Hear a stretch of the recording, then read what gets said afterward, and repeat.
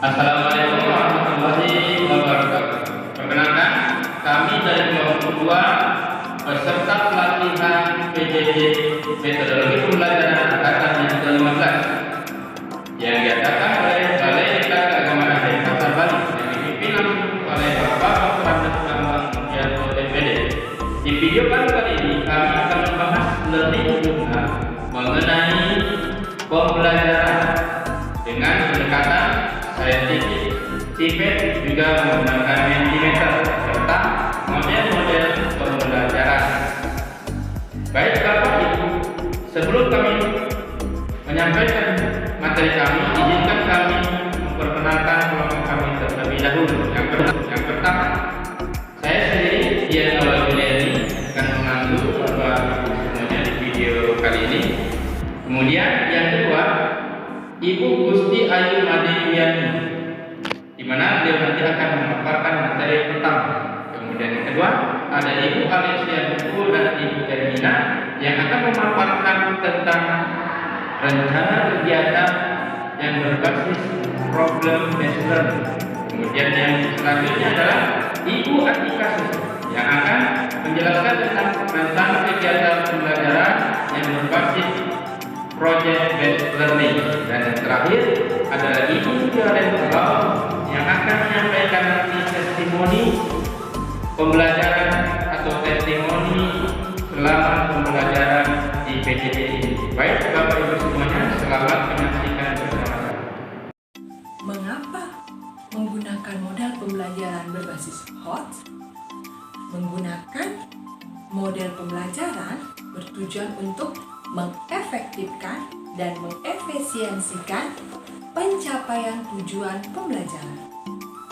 Dengan melakukan pengembangan pembelajaran berorientasi pada HOT, diharapkan mampu meningkatkan kualitas pembelajaran dan meningkatkan kualitas kelulusan. Itu merupakan program dari Kementerian Pendidikan dan Kebudayaan melalui Direktorat Jenderal Guru dan Tenaga Kependidikan atau Ditjen GTK. Diharapkan dengan pelaksanaan pembelajaran HOT, kita yang berada di peringkat masih rendah dalam program for International Student Assessment atau PISA dapat setingkat lebih tinggi dan sederajat dengan negara-negara lainnya.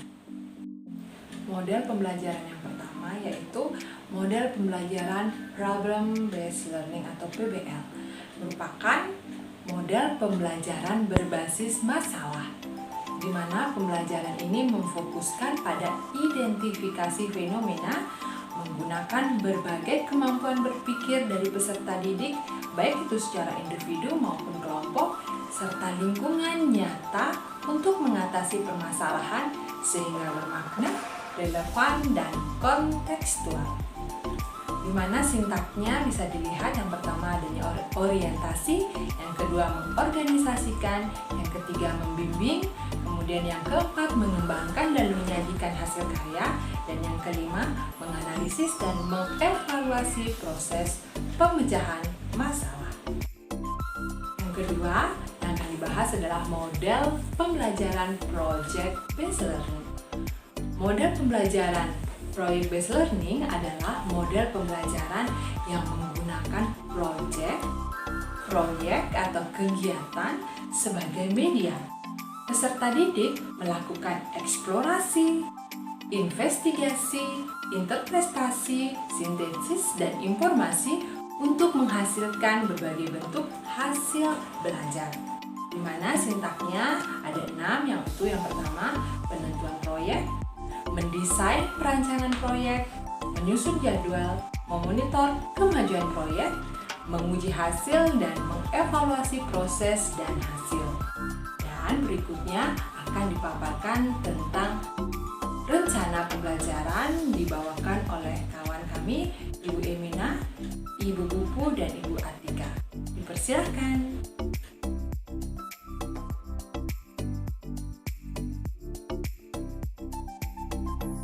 Rencana pelaksanaan pembelajaran. Satuan Pendidikan SD, mata pelajaran Pendidikan Agama Katolik, kelas dan semester kelas 4 semester 1. Materi mengembangkan kemampuan diriku. Alokasi waktu 4 kali 35 menit.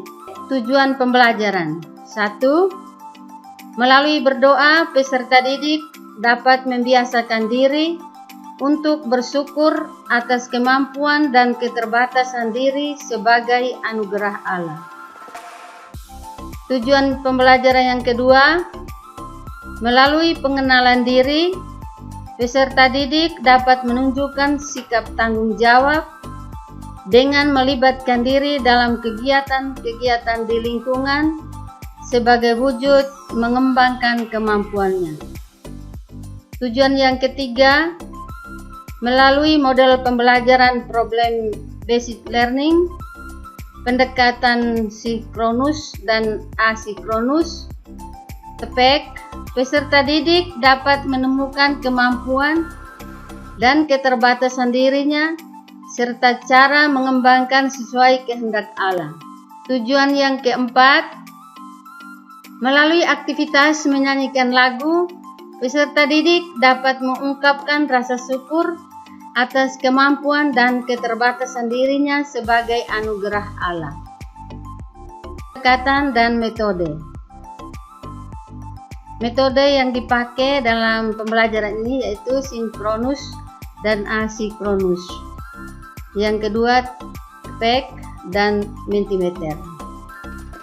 Yang pertama, pendahuluan, memberi salam, berdoa, mengabsen kehadiran siswa. Memberi motivasi dengan menampilkan yel-yel sekami. Memberikan persepsi terkait materi yang akan dibahas dan dihubungkan dengan materi sebelumnya dan dilanjutkan dengan tes diagnostis kognitif pembelajaran dengan Mentimeter. Menyampaikan tujuan pembelajaran, kegiatan guru menyampaikan garis besar pembelajaran. Kegiatan inti model pembelajaran problem based learning terdiri dari 5 sintaks atau fase. Yang pertama, orientasi siswa pada masalah. Guru mengajak untuk melakukan permainan komentar di punggung, menyediakan bahan dan menjelaskan cara bermainnya, menyimak penjelasan cara bermain dan melakukannya sesuai petunjuk, menulis kemampuan dan keterbatasan temannya, membaca tulisan mengenai kemampuan dan keterbatasan dirinya, serta merefleksi kebenaran dari komentar teman-temannya, menemukan kelebihan dan kekurangan dirinya berdasarkan penilaian teman, sehingga semakin mengetahui kemampuan dan keterbatasan yang dimilikinya. Yang kedua, mengajak siswa untuk mencari informasi tentang sikap dan pengalaman orang yang memiliki kemampuan dan keterbatasan dengan mengamati video tentang Everyone is No One. Kegiatan guru menyiapkan bandel koran bekas yang berisi berita tentang orang-orang yang sukses yang berhasil mengembangkan kemampuannya. Kegiatan guru yang berikut meminta untuk mencari informasi tentang pandangan kitab suci Roma bab 12 ayat 1-10 yang berkaitan dengan sikap terhadap kemampuan dan keterbatasan dirinya, serta Matius bab 25 ayat 14-30 yang menjadi inspirasi dalam mengembangkan kemampuannya. Fase yang kedua, mengorganisasikan siswa. Kegiatan guru membagi siswa dalam beberapa kelompok, mengkondisikan siswa untuk berada dalam kelompok. Yang ketiga, membimbing penyelidikannya, mendampingi siswa dalam menyelesaikan tugas-tugas yang sudah dirancang oleh guru. Yang kegiatan siswa mendiskusikan soal-soal yang diberikan mengenai kemampuan dan keterbatasan, menyadari keterbatasannya serta sikap untuk mengembangkan berdasarkan permainan, video, dan membaca koran, serta membandingkan teks kitab suci Roma bab 12 ayat 1-10 dan Matius bab 25 ayat 14-30. Kegiatan guru memberikan memberi kesempatan tiap kelompok mempresentasikan dan menyajikan hasil diskusi. Yang keempat, mengembangkan dan menyajikan hasil karya. Kegiatan guru memberi kesempatan kepada siswa untuk mengubah lagu dengan tema mengembangkan kemampuan diri. Yang kelima, menganalisis dan mengevaluasi proses pemecahan masalah.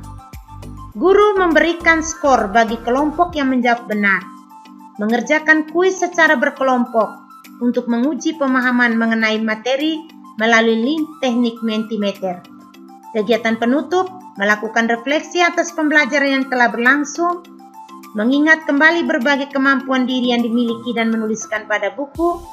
Penugasan oleh guru meminta untuk membuat laporan tentang keikutsertaan dalam kegiatan di rumah, di gereja maupun di masyarakat yang mendukung pengembangan kemampuan dirinya. Doa bersama yang dipimpin oleh salah satu siswa. Sekian pemaparan kami tentang rencana pelaksanaan pembelajaran model Problem Based Learning. Rekan-rekan sekalian, saya akan menjelaskan tentang rencana pelaksanaan pembelajaran, di mana saat ini saya mengajar di MTS Negeri 4 Flores Timur, mengampu mata pelajaran matematika kelas 8. Tema yang saya ambil yaitu tentang persamaan garis lurus. Adapun kompetensi inti, kompetensi dasar, dan indikator pencapaian kompetensi terlampir. Saya menitik beratkan pada KD 3.4 yaitu menganalisis fungsi linear sebagai persamaan garis lurus dan menginterpretasikan grafiknya yang dihubungkan dengan masalah kontekstual. Serta KD 4.4 menyelesaikan masalah kontekstual yang berkaitan dengan fungsi linear sebagai persamaan garis lurus. Adapun tujuan pembelajaran yaitu melalui kegiatan diskusi dan pembelajaran kelompok diharapkan siswa dapat mengubah masalah kontekstual ke dalam bentuk fungsi linear, serta menggambarkan masalah kontekstual ke dalam persamaan garis lurus. Model atau metode pembelajaran. Pendekatan yang saya gunakan di sini yaitu pendekatan saintifik dan pendekatan TPEC, di mana pembelajaran berbasis proyek atau project based learning menggunakan kelompok diskusi dan presentasi yang berbasis masalah. Kegiatan pembelajaran. Yang pertama, kegiatan pendahuluan uraian sebagai berikut. Dilanjutkan dengan kegiatan inti tahap 1, penentuan pertanyaan mendasar, di mana guru mengemukakan pertanyaan esensial yang bersifat eksplorasi pengetahuan yang telah dimiliki siswa berdasarkan pengalaman belajarnya, yang bermuara pada penugasan peserta didik dalam melakukan suatu aktivitas.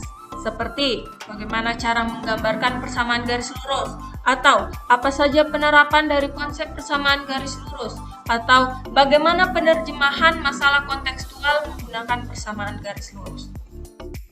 Tahap kedua, mendesain perencanaan proyek. Guru mengorganisir siswa ke dalam kelompok yang heterogen terdiri dari 4-5 orang siswa. Pembagian kelompok ini saya akan lakukan secara acak, di mana diharapkan setiap kelompok memiliki siswa yang sedikit mampu secara material, memiliki HP dan laptop.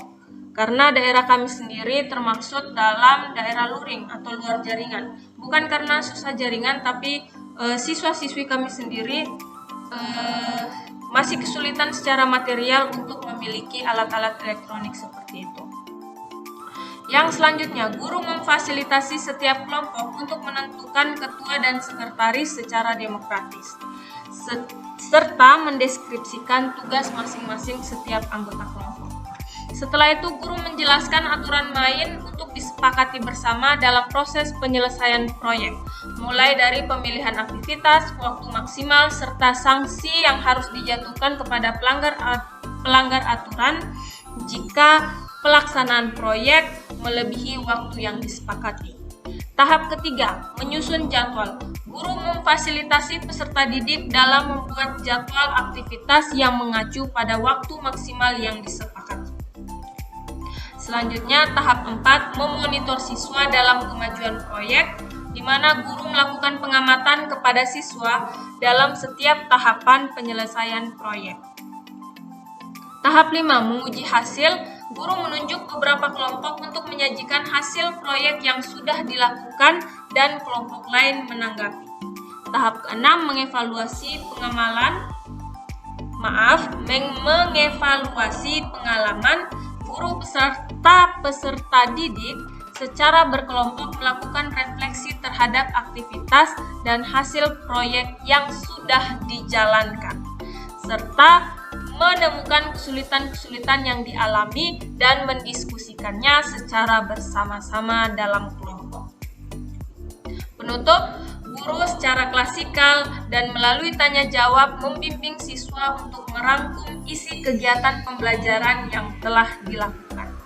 Ditutup dengan guru memberi salam. Pelajaran ini dapat disimpulkan bahwa kebermanfaatan model pembelajaran HOTS antara lain: 1. Peserta didik mencapai berbagai kompetensi, yaitu berpikir kritis atau critical thinking, kreatif dan inovasi atau kreatif and inovatif, kemampuan berkomunikasi atau communication skill, dan kepercayaan diri atau confidence. 2. Dapat meningkatkan kualitas pembelajaran dan meningkatkan kualitas lulusan. 3. Dengan penerapan pembelajaran HOTS, TIPEK diharapkan dapat membantu Indonesia merubah peringkat yang masih rendah dalam program for International Student Assessment.